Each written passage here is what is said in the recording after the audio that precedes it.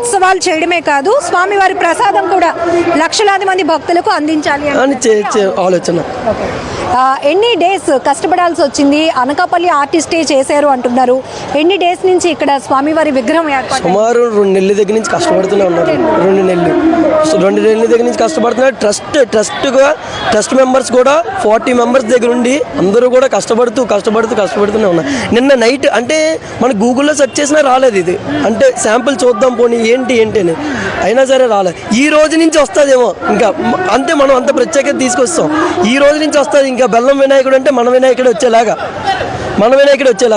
ఏంటంటే అలాగ రావాలి, ఇది కావాలి, కొత్తగా ఏదైనా ఇది కావాలని చెప్పి మనం ఇది చేసుకుంటాం. అంటే ఇప్పుడు ఈ ఇయర్ ఫస్ట్ ఇయర్ వస్తున్న రెస్పాన్స్ బట్టి నెక్స్ట్ కూడా కంటిన్యూ చేద్దాం. ఖచ్చితంగా ఇంకా మంచి కాన్సెప్ట్లతో, అంటే ఒక మట్టితోనే పెట్టగలరు లేకపోతే ఒక ప్లాస్టిక్ ఫైబర్తోనే పెట్టగలరు అని జనాలు మైండ్ సెట్లో ఉన్నది.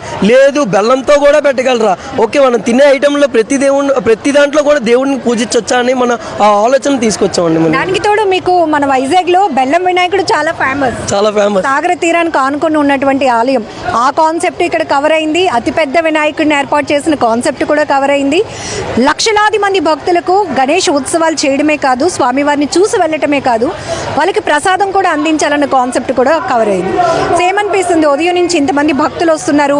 మీకు కూడా ఏదో చెప్పుంటారు మిమ్మల్ని ఎంకరేజ్ చేయడానికి. అంటే దగ్గర నారా లోకేష్ గారు ఓపెన్ చేశారండి నమూనా.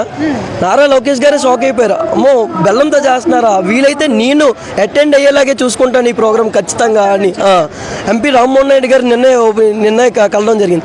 అయ్యో, ఎంత బెల్లంతో చేస్తున్నారా, మన రాష్ట్రంలో చేస్తున్నారా అని చెప్పి అంటే మేము వెళ్ళిన ప్రతి నాయకుల దగ్గరికి కూడా ఎగ్జైట్మెంట్. అంటే వాళ్ళ నోట్ల నుంచి ఎగ్జైట్మెంట్. నేనే వస్తాను అంటే మనం పిల్లడానికి వెళ్ళినా వాళ్ళ నోటి నుంచి ముందు నేనే వస్తాను, నేను ఖచ్చితంగా ప్రోగ్రామ్కి అటెండ్ అవుతాను అనేటట్టే మాట్లాడేవారు ప్రతి ఒక్కరు.